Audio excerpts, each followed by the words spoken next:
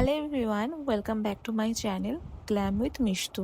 সামনে যেহেতু বিয়ের সিজন স্টার্ট হচ্ছে, তার জন্য তোমাদের সাথে এই সুন্দর মেকআপ লুকটা আমি শেয়ার করব স্টেপ বাই স্টেপ। আর তোমরা কিন্তু এই লুকটা যে কোনো আউটফিট এবং যে কোনো অকেশনেই এই লুকটা ক্রিয়েট করতে পারো। ভীষণ সিম্পলভাবে আমি এই লুকটা করার চেষ্টা করেছি। তাহলে চলো আজকের ভিডিওটা স্টার্ট করা যাক। সবার প্রথমেই স্কিন প্রিপারেশনটা আমাদের ভীষণ জরুরি একটা গ্ল্যামারাস লুক পেতে হলে। এখানে আমি টোনার ইউজ করে নিচ্ছি। নেক্সট হলো একটা ভালো ময়েশ্চারাইজার, তারপরের স্টেপ হলো প্রাইমার, আর নেক্সট আমি ইউজ করে নিচ্ছি ফাউন্ডেশনটা একদম অল্প পরিমাণে এখানে আমি ব্যবহার করেছি। আমি চেয়েছি যেন আজকের লুকটা খুবই সিম্পল আর সাটল হয়। ফাউন্ডেশন পুরো ফেসে অ্যাপ্লাই করে নেওয়ার পরে এরকম একটা ফাউন্ডেশন ব্রাশ দিয়ে আমি ভালোভাবে ব্লেন্ড করে নেব।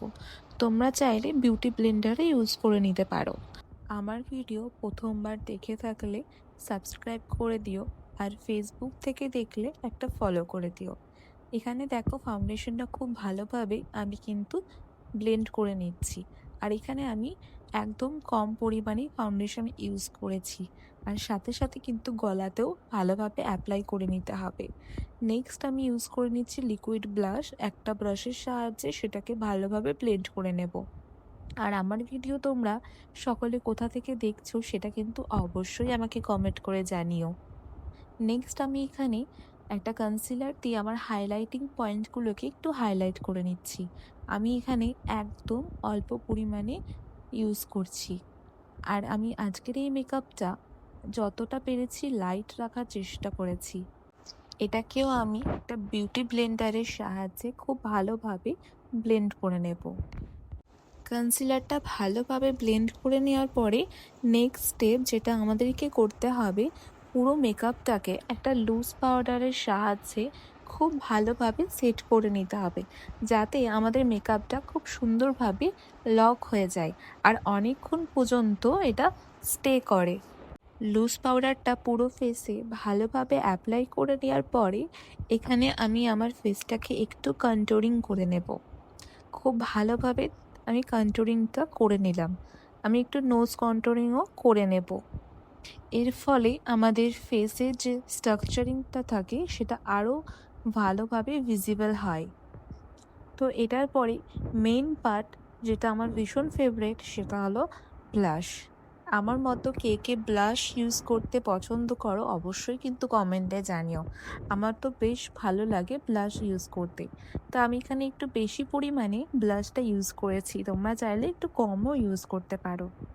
তো এখানে ব্লাশ ইউজ করে নেওয়ার পরে আমি পুরো ফেসটাকে সেট করে নেব সেটিং স্প্রে দিয়ে। তো এখানে পুরো ফেসটাকে সেটিং স্প্রে দিয়ে ভালোভাবে সেট করে নিতে হবে, যাতে আমার মেকআপটা অনেকক্ষণ পর্যন্ত স্টে করে। নেক্সট স্টেপ হলো হাইলাইটারটাও খুব ভালোভাবে আমি ইউজ করে নিচ্ছি। আর তোমাদেরকে আমি কিন্তু কাছ থেকেও আমার মেকআপ লুকটা দেখাচ্ছি যে কতটা সুন্দর লাগছে, কতটা ন্যাচারাল আর কতটা বেশি গ্লো করছে। নেক্সট স্টেপে আমি আমার আইব্রোটাকে ফিল আপ করে নেব, আর আইব্রোটা আমি খুব ন্যাচারাল রাখার চেষ্টা করেছি যাতে কোনো আর্টিফিশিয়াল দেখতে না লাগে। আর আজকের আই মেকআপটা আমি একদমই সিম্পল রেখেছি, কিছুই না, জাস্ট একটা ব্রাউন শেড আমি আমার পুরো আইলিডে অ্যাপ্লাই করেছি, আর চোখের নিচেও সেটাকেই অ্যাপ্লাই করে নিয়েছি। আর আজকে আমি কোনো রকম কাজল ইউজ করিনি, কারণ আমি একটু মোটা করে আইলাইনার পরেছি, তোমরা দেখতে পাচ্ছ, তার জন্য আজকে আর আমি কাজলটা অ্যাড করিনি। নেক্সট হলো এখানে ভালো করে আমি মাস্কারা ইউজ করে নিচ্ছি। এখানে তো আমার মাস্কারা পরা কমপ্লিট, এবার আমি পরে নেব লিপস্টিকটা। লিপস্টিক না পরলে যেন লুকটাই কমপ্লিট হয়নি, আর লিপস্টিক পরলে দেখবে যে লুকটা একদমই চেঞ্জ হয়ে যাচ্ছে। আমার তো এখানে লিপস্টিক পরা প্রায় কমপ্লিট। তো চলো আমি আমার পুরো আউটফিট পরে তারপরে তোমাদের সাথে আসছি। এখানে দেখতেই পাচ্ছ আমি ফুল রেডি হয়ে চলে এসেছি, আর তোমরা অবশ্যই দেখে জানিও যে আজকের করা আমার এই মেকআপ লুকটা তোমাদের কেমন লেগেছে। ভালো লাগলে একটা লাইক শেয়ার আর সাবস্ক্রাইব করে দিও, আর কমেন্ট করে জানিও কেমন লেগেছে। আবার দেখা হবে নেক্সট ভিডিওতে। টাটা।